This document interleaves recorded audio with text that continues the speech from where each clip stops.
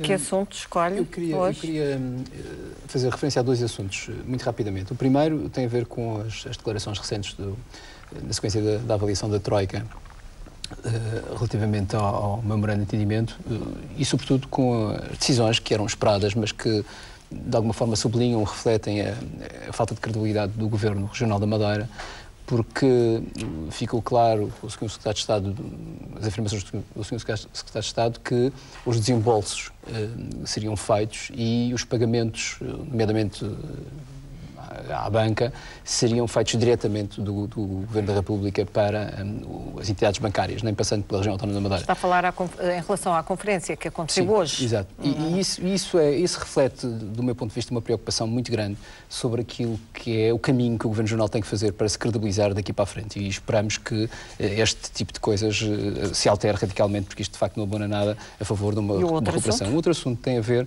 com a questão que esta semana tivemos conhecimento dos problemas das escolas. Nós hoje tivemos conhecimento esta semana que há escolas na região autónoma da Madeira que nem dinheiro têm para a alimentação para as crianças. Além de não ter transporte público, além de não ter transporte escolar, perdão, além de não terem dinheiro para aquecimento, para os banhos, enfim. É de facto uma situação muito dramática e cuja reação do secretário da tutela não foi adequada às dificuldades e demonstrou de facto um governo de cabeça perdida.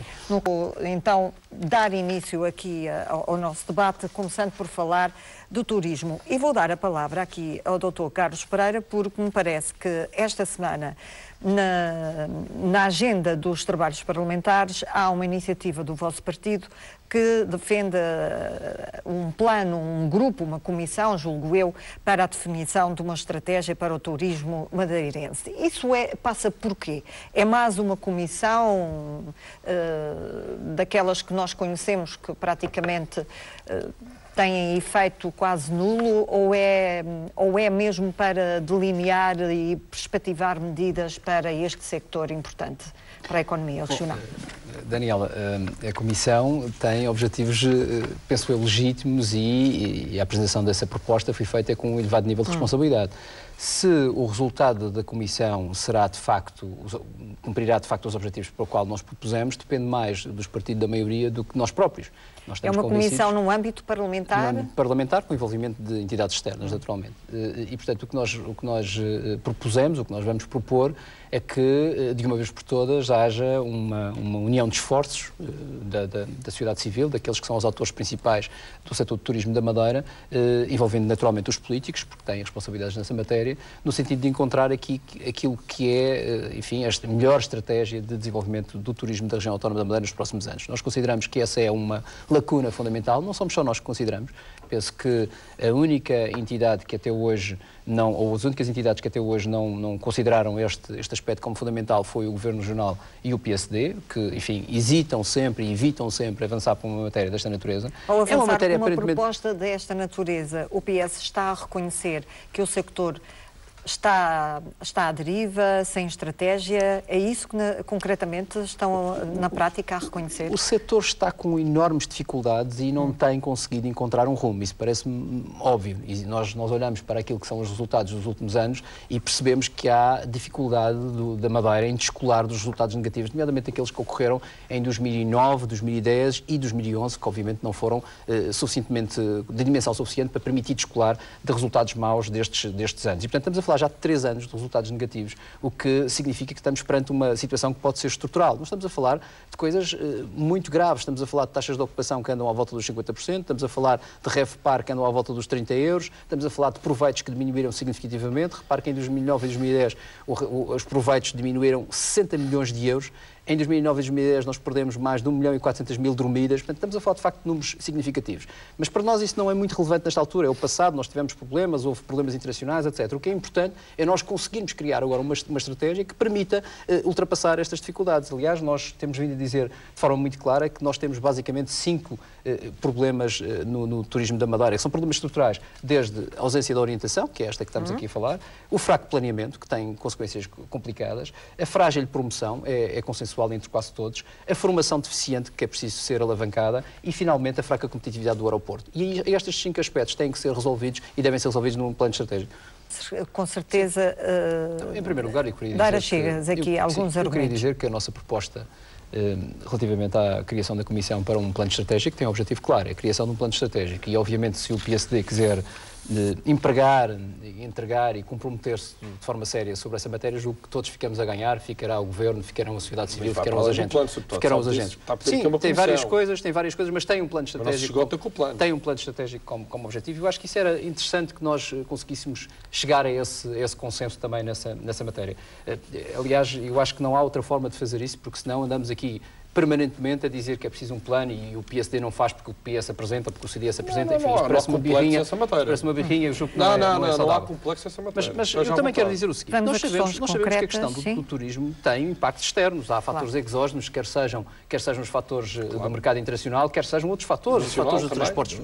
O IVA que agora terá um impacto no turismo significativo, as condições de vida dos portugueses terá de ser colocada sobre a mesa. Sim, foram medidas bastante más que foram impostas no âmbito do Orçamento de Estado e que vão ter um impacto terrível no turismo da Madeira, nomeadamente o mercado português. Mas que estratégias vão ter que ser encontradas para ultrapassar este agravamento tributário? Nós achamos que cada vez mais é indispensável ter um rumo estratégico que possa alterar ao longo dos anos e das dificuldades. Mas se nós não sabemos o caminho que fazemos, e a verdade é esta, Sr. Deputado, a política de turismo na Madeira, nos últimos anos, tem sido um bocadinho ao olhómetro. A senhora secretária diz uma coisa hoje, outra coisa amanhã, vai para aqui para ali. Tem sido assim. E isto prejudica, de facto, os agentes económicos. Prejudica os agentes económicos, aqueles que têm estratégias próprias. Eu vou dar um exemplo.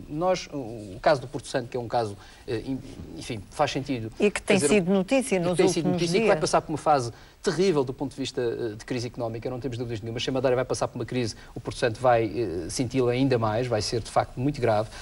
O turismo no Porto Santo está sem ré nem roque.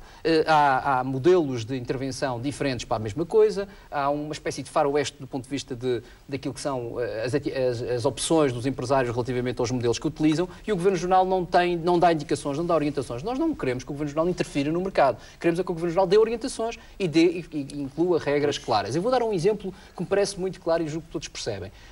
Há hoteleiros no Porto Santo hoje a praticar um sistema de all-inclusive, ou seja,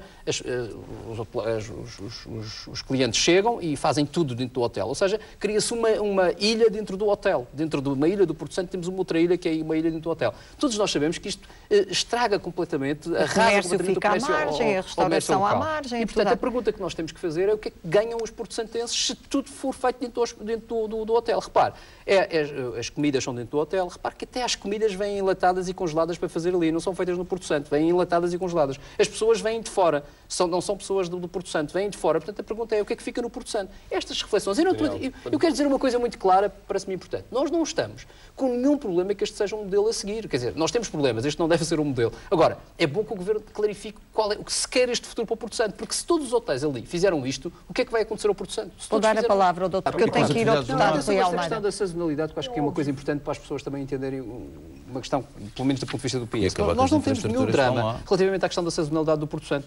É um facto, nós não podemos fugir a ela. Agora, era possível que o Governo Regional criasse um enquadramento para essa mesma sazonalidade, para permitir, por exemplo, uma discriminação positiva àqueles que não fazem o sistema de all-inclusive. E isto é uma forma de intervenção no mercado sem ser obrigatória. E isto devia de acontecer. As infraestruturas foram feitas, como disse aqui a Daniela, com o golfe e tudo isso, tem a ver com a capacidade de gerar o ténis, o golfe, atividades proativas, bem como a natureza, bem como a relação do mar, e ainda este verão tivemos a oferta maior no mar, é uma oferta é que se começar a haver incentivo para que haja o all-inclusive, o Governo não pode fazer nada. Tem que Rui Almeida, Porto Santo, o candidato. Dois aumentos que são complicados. Houve o aumento da taxa intermédia, como sabem, relativamente à restauração, que prejudica seriamente a hotelaria, e estamos a falar de 30% do negócio hoteleiro é a restauração, dizem os entendidos, e em segundo lugar a taxa geral, o aumento da taxa geral, portanto, que se aproximou muito daquilo que se pratica no plano nacional. Naturalmente que isto é um rombo significativo do ponto de vista de competitividade do setor, isto naturalmente que afeta o setor. Agora,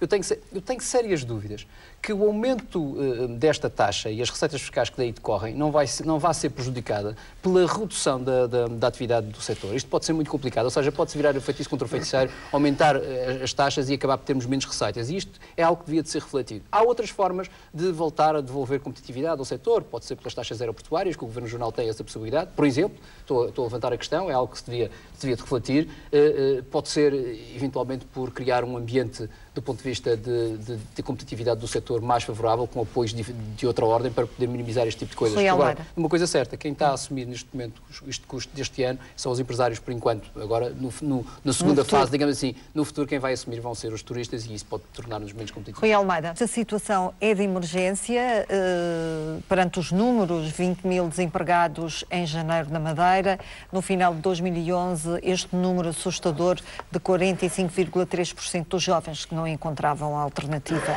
no mercado de trabalho. Como é que se sai disto? Sim, numa sociedade onde praticamente todos os sectores estão a apresentar dificuldades. Bom, é evidente que esses números e os números que têm vindo a evoluir de forma significativa nos últimos anos, obviamente a partir de 2008 as coisas pioraram significativamente. Nós passamos em 2008 de desemprego na ordem dos 8 mil desempregados, já estamos nos 20 mil, 12 mil desempregados desde 2008 até hoje. É de facto uma coisa muito complexa e complicada e que pode ter consequências sociais bastante graves. A imigração é a única saída? A questão de fundo é esta, nós estamos perante não apenas uma crise económica e crise financeira, mas estamos já perante uma crise de confiança das empresas. E isto é algo muito complicado. O Governo tem que tomar medidas, e o Governo Regional deve fazê-lo urgentemente, tem que tomar medidas no sentido de repor e de retomar a confiança nas empresas, porque há uma máxima que penso que todos estamos de acordo, é que se nós não tivermos empresas a criar emprego, ou a criar riqueza e a criar emprego, nós não saímos desta situação. Esta situação de desemprego persistente e a crescer, e algum desemprego estrutural, ou seja, mais de um ano de pessoas desempregadas, que são cada vez mais, é algo que tende a crescer se nós não conseguimos criar uma agenda económica para garantir que os empresários retomam a confiança e possam começar a investir, retomar o investimento que faziam no passado. Quero lembrar que acho que a melhor coisa que o Governo Regional tinha a fazer neste momento é todo o dinheiro disponível, que tiver disponível agora e que venha a ter no futuro, possa desviá-lo para o investimento privado. E possa desviá-lo de uma forma fácil, ou seja, deve facilitar, porque as empresas têm que ter acesso a meios financeiros e têm que ser capazes, com esses meios financeiros, fazer os investimentos adequados para poderem criar emprego. Nós temos que preservar os postos de trabalho, nós temos que ser capazes de preservar os que existem hoje e criar outros para impedir que este crescimento de desemprego cresça. E essa agenda, digamos assim, não está no terreno de maneira nenhuma. Nós não temos nenhuma perspectiva sobre essa matéria e isso preocupa-nos severamente e acho que é indispensável que, de uma vez por todas, esta retoma da confiança, esta crise da confiança que está instalada nos empresários e que não há maneira de sair e que cada dia que passa aumenta, seja estancada. E estancar significa planos sérios, dirigidos para as empresas, dirigidos para os empresários, para criar emprego e para garantirem não só que os empregos que hoje existem se mantêm, mas que os desempregados e a distribuição de emprego que ocorreu no passado é ultrapassada com novos projetos e novos empreendedores.